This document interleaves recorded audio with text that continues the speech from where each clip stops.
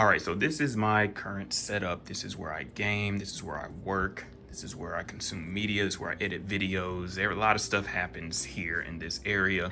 So, of course, I want great tech. So right now we got two 28-inch monitors, M28Us by Gigabyte. They are 4K, 144 hertz monitor.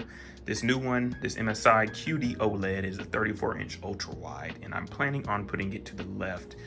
That is my main monitor, and to the right can be the extra monitor. Hopefully I don't have to do too much modification to the area. I feel like I have enough desk real estate. This is just an L desk that I got off of Amazon. I've had it for years.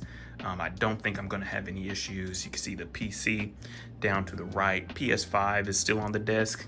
I may have to move it. I'm just not too sure how far over the ultra wide is gonna push things. I also have two desk speakers, Clips audio speakers. They're kind of hidden behind everything.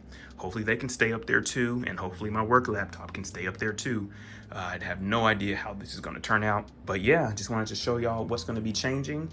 Right now those monitors are on a shared mount, so they have to go vertically at the same rate, but they do twist, swivel, all that good stuff. The new arms I have are independent of each other, and of course they're rated stronger to hold this 34-inch monitor, which I believe is around 19 pounds. But the arms are independent of each other, which should give me some more wiggle room to make everything fit and line up as I want. So yeah, just wanted to show y'all what we were working with. Let's get right into this unboxing. Catch y'all later.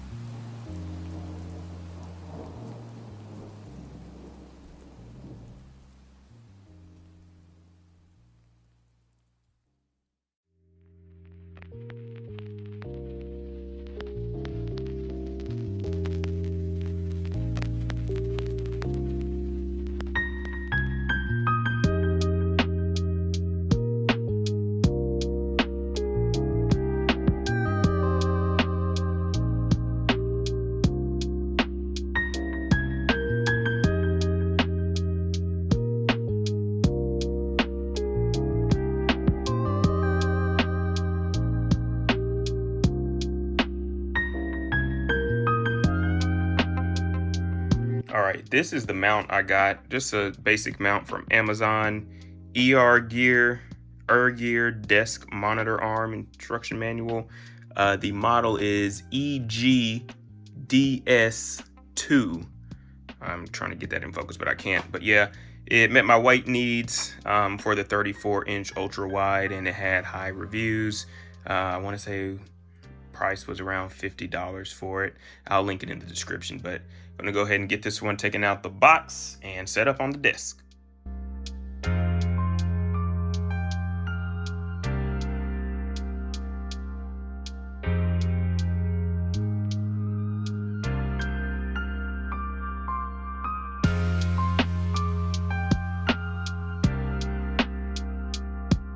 I do just want to say the mount, very solid, very solid. That's metal. That's metal.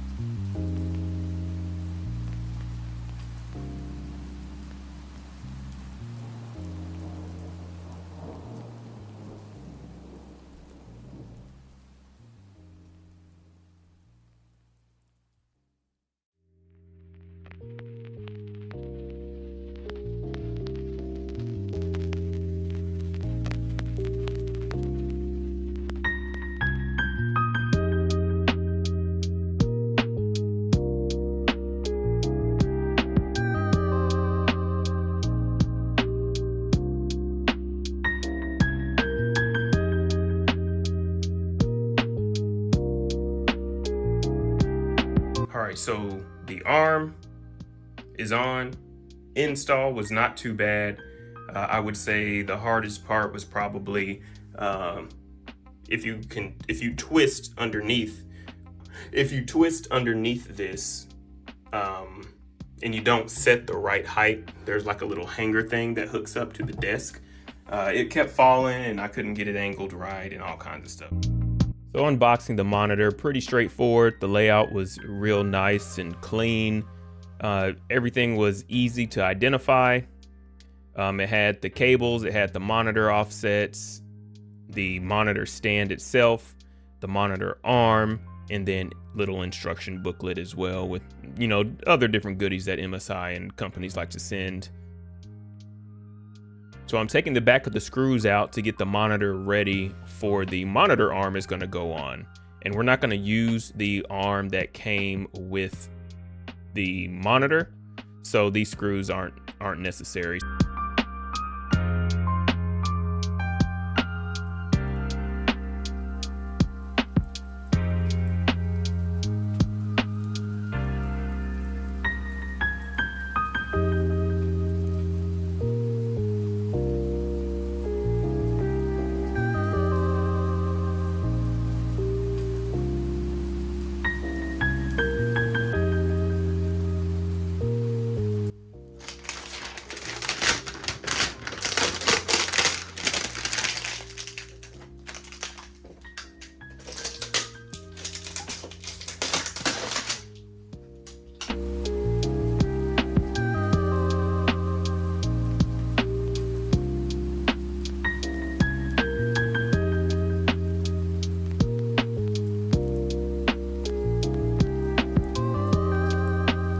All right, QD OLED on the left, old 4K M28U on the right. Fits great, 27 inches or 28 inch and 34 ultra wide. They're literally like the same height. This is a little taller, but it still works seamlessly. I don't have any complaints. So yeah, we're gonna get some demo videos going and let's just talk about the monitor a little bit. So again, this is the MAG 341 CQP QD OLED monitor by MSI. The main use of this monitor for me when gaming, I do a lot of first-person shooters, multiplayer games, not too much solo exploration style games, but this monitor would be perfect for that as well, just because of the 3440 by 1440p aspect ratio or screen resolution. Aspect ratio is 21:9. Very great colors on this monitor. Response time is very good. It's 0.03 milliseconds. I'm not a competitive gamer. The monitor feels very smooth. My last monitor also felt smooth. The monitor to the right that you see, 144 hertz refresh rate. This monitor, 175 hertz. I never maxed out really the refresh rate on the other monitor, so 175 is plenty enough for me. I game in 1440p primarily, record in 1440p, and my rates are usually around, 120 up to 150 depending on what's happening in the screen. But yeah, the monitor, I love the colors, I love the contrast. Way different than the IPS. Like, you have to use an OLED monitor to really understand, or even just watch an OLED TV and compare it to another TV that isn't OLED. You'll get the same experience. I hate to say it, I can't go back now. But the monitor performs well. It gets way more than bright enough. I sit pretty close to the monitor. I don't have any issues with screen glare or ghosting effects or shadows or anything like that. And even in this clip right here, I'm gaming with the lights on. Behind me is my window, wide open, the sun is shining. There's no issue with the brightness on this monitor. So don't be concerned about OLED being too dark. This is a QD OLED, so it gets a bit brighter.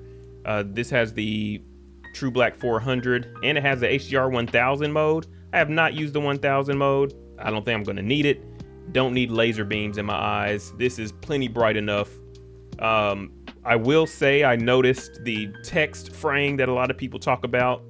and your eyes adjust super fast to that. Even when I'm going between 4K and 1440p with the two monitors, it's still seamless. I hardly notice anything. The only thing that I notice is the difference in the aspect ratios. But yeah, text clarity is perfectly fine. I also work on this monitor and I'm reading documents all the time, looking at text all the time.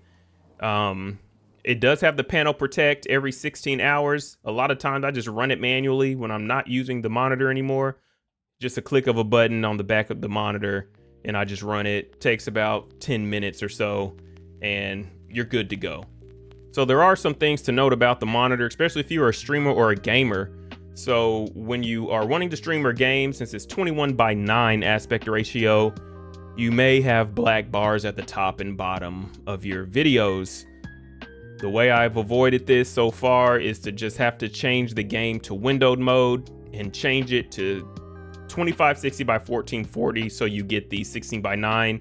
This does, reduce your full screen size, so you're not getting the full 3440 resolution and you're not using the full screen anymore. It just has the black bars on the side for you, but your recording will be a standard 16:9, which is perfect for streaming and gaming. So here are some comparison clips. The ISO is lowered, the lights are lower. On the left is the OLED, on the right is the IPS monitor.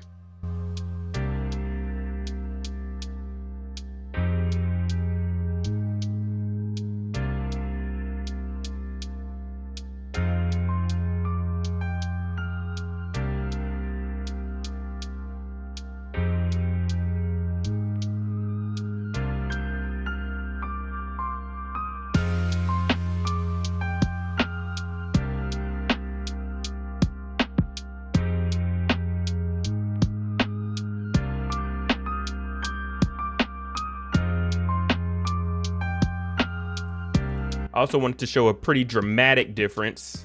Normal lighting, the left is the OLED, the right is the IPS monitor. It's very obvious to tell the difference in contrast and performance.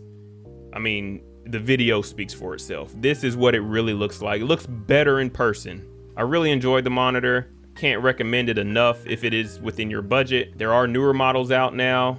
They're highly expensive though, and I don't know about you, but I don't have endless money. So I hope you enjoyed the video. Thanks for sticking around. Thanks for subscribing. If you like this video, definitely give me a thumbs up, comment, and I'll catch y'all in the next one.